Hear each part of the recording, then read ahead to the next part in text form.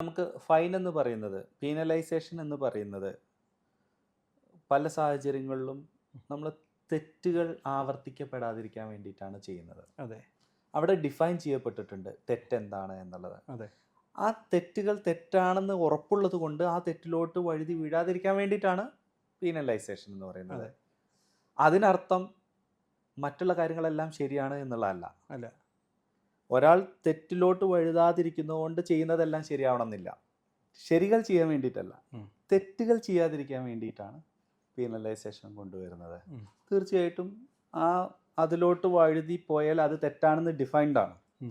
അപ്പോൾ അങ്ങോട്ട് പോകാതിരിക്കാൻ വേണ്ടി പോയാൽ എനിക്ക് പണി കിട്ടും, അല്ലെങ്കിൽ എനിക്ക് ഇങ്ങനെ പീനലൈസേഷൻ ഉണ്ട് എന്നുള്ള ബോധ്യം ഉള്ളത് കൊണ്ടാണ് ഇന്നിപ്പോൾ ഈ UAE പോലും നമ്മൾ ട്രാഫിക് നോക്കിക്കഴിഞ്ഞാൽ എന്ത് ബ്യൂട്ടിഫുൾ ആയിട്ടാണ് ട്രാഫിക് നടക്കുന്നത് അല്ലേ. വാഹനങ്ങൾ ഓടിക്കുന്നവരെല്ലാവരും അതനുസരിക്കുന്നു.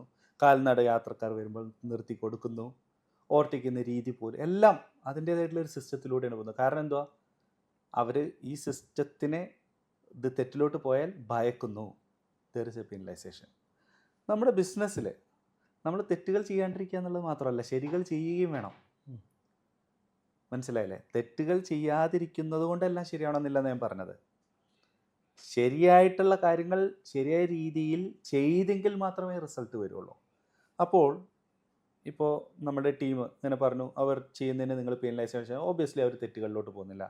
പക്ഷേ ജയിക്കാൻ കുറച്ച് ശരിയായിട്ടുള്ള കാര്യങ്ങൾ ചെയ്യേണ്ടതുണ്ട്. ഒരുപാട് ശരികളിൽ ചില ശരിയായിട്ടുള്ള കാര്യങ്ങൾ ചെയ്യേണ്ടതുണ്ട്. ഞാൻ പറഞ്ഞാൽ മനസ്സിലാവുന്നുണ്ടോ? ആ ശരിയായിട്ടുള്ള കാര്യങ്ങൾ ശരിയായ രീതിയിൽ ഉൾക്കൊണ്ട് ശരിയായ രീതിയിൽ അവർ ചെയ്യുന്നുണ്ടോ എന്നുള്ളത് നിങ്ങൾ അനലൈസ് ചെയ്ത് നോക്കണം. ശരിയായ കാര്യങ്ങൾ എന്താണെന്നുള്ളത് പറഞ്ഞ് മനസ്സിലാക്കുകയും അതവർ ഉൾക്കൊണ്ടിട്ടുള്ളത് ശരിയായ രീതിയിലാണെന്നുള്ളതും അതിനനുസരിച്ച് അത് ശരിയാക്കുവാൻ വേണ്ടിയിട്ടുള്ള ശരിയായ നടപടികൾ അവരെടുക്കുന്നുണ്ട് എന്നുള്ളതും നിങ്ങൾ ഉറപ്പുവരുത്തിയിട്ട് വേണം ഇത് വിശകലനം ചെയ്യുവാൻ. ഇതിന് ചെയ്യാവുന്ന ഏറ്റവും നല്ല കാര്യങ്ങൾ അവരെ പഠിപ്പിക്കുക എന്നതിനേക്കാൾ ഉപരി നല്ല നല്ല ചോദ്യങ്ങൾ ചോദിക്കുക എന്നുള്ളതാണ്.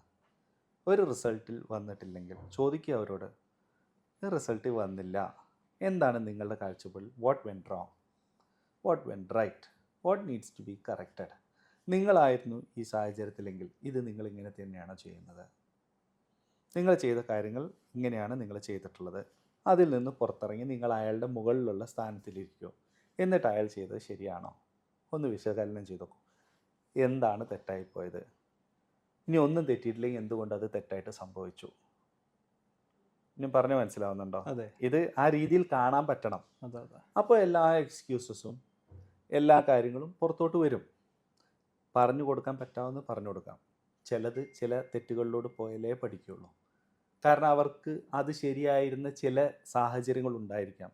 അവർ വർക്ക് ചെയ്തിട്ടുള്ള അല്ലെങ്കിൽ പ്രീവിയസ് ഓർഗനൈസേഷനിൽ ഒരുപക്ഷെ ഇത് ശരിയായിട്ടായിരിക്കും നടന്നിരിക്കുക.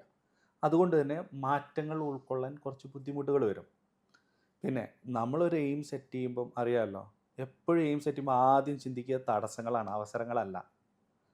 അപ്പോൾ ഈ തടസ്സങ്ങൾ അവരുടെ മൈൻഡിൽ ബ്ലോക്ക്ഡ് ആയിട്ടുണ്ടോ, ഉണ്ടെങ്കിൽ അത് നമ്മൾ അവരെ കൊണ്ട് തന്നെ വെട്ടി നിർത്തണം. ഇല്ലെങ്കിൽ അവർ ബ്ലോക്ക്ഡാണ്.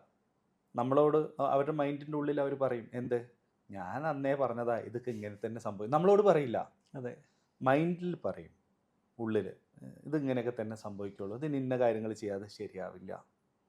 അപ്പോൾ ഇത് മറികടക്കാൻ രണ്ട് തരത്തിൽ നമുക്ക് കാര്യങ്ങൾ ചെയ്യാം.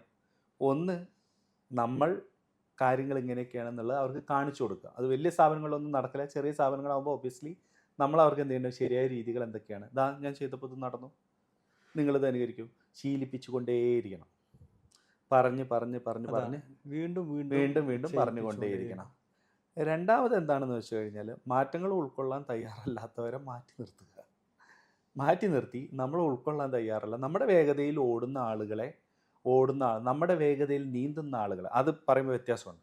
നീന്തുന്ന ആളുകളല്ല നമ്മളെ കൂടെയുള്ളതെങ്കിൽ നമ്മൾ നീന്തുമ്പോൾ അവർ നമ്മളെ പിടിച്ചു വലിക്കുമ്പോൾ നമ്മുടെ കാലിലാണെന്നുണ്ടെങ്കിൽ നമുക്ക് കാലിട്ടടിക്കാൻ പറ്റില്ല, കയ്യിലാണെങ്കിൽ കയ്യും അടിക്കാൻ പറ്റില്ല. എന്താ സംഭവിക്കുക? ആരൊക്കെ മുങ്ങും? എല്ലാവരും മുങ്ങും. ഇതാണ് പ്രോബ്ലം എന്ന് പറയുന്നത്. അപ്പോൾ അതാണ് രണ്ടാമത്തെ രീതി എന്ന് പറയുന്നത്. നിരന്തരം പഠിപ്പിക്കാം. ഞാൻ ചോദിച്ചു വന്നത് അതാണ്. ഇപ്പോൾ ഒരു കമ്പനിയിൽ ഒരാൾ പർച്ചേസർ ഉണ്ടാവുക, ഒരാൾ സെയിൽസ്മാൻ ഉണ്ടാവുക, ഒരാൾ ഈ ഇൻവെൻട്രി ഉണ്ടാവുക, അക്കൗണ്ടൻറ്റ്, അഡ്മിൻ, ഒരുപാട് മേഖലകളുണ്ട്. ഇപ്പോൾ ഈ ഒരു സെയിൽസ്മാൻ പറയാണ് എന്തിനിത് എന്നൊരു ചോദ്യം ചോദിക്കുമ്പോൾ അവൻ ചെയ്യുന്ന പാർട്ട് സെയിൽസ് എന്നൊരു ഭാഗം മാത്രമേ ഉള്ളൂ. അവിടെ എന്തിനിതെന്ന് ചോദിക്കുമ്പോൾ ഇത് അഡ്മിൻ ആയിരിക്കും അവൻ ചെയ്യുന്ന ഒരു പണിയുടെ ബെനിഫിറ്റ് ഉപയോഗിക്കുന്നുണ്ടാവുക. ഇത് മുഴുവൻ ചിലപ്പോൾ ഇവിടെ വിശദീകരിക്കാൻ കഴിഞ്ഞോളണമെന്നില്ല. നാളത്തെ മാർക്കറ്റിങ്ങിൻ്റെ ഒരാളുണ്ടാവാം, അവൻ ചെയ്യുന്ന ഒരു വർക്ക്, സെയിൽസ്മാൻ ചെയ്യേണ്ട ഒരു വർക്ക്, കസ്റ്റമറെ നേരിട്ട് ഡീൽ ചെയ്യുന്നവൻ അവനായിരിക്കാം. അവൻ ചെയ്യുന്ന ഒരു വർക്കിൻ്റെ ബെനിഫിറ്റ് അത് കണ്ട് അടുത്ത വർക്ക് ചെയ്യുന്നത് ആരായിരിക്കും? മാർക്കറ്ററായിരിക്കും അല്ലേ? ഇപ്പം നമ്മളെ കൈ, കാല്, കാത്, കണ്ണ്, തലച്ചോറ്, കണ്ണിൻ്റെ പണി കണ്ണിനെ എടുക്കാൻ കഴിയുള്ളൂ. കാരണം അതിൻ്റെ ബെനിഫിറ്റ്സ് വേറെ അതുപോലൊരു വലിയൊരു മനുഷ്യൻ തന്നെയാണല്ലോ ബിസിനസ്. ഇവിടെ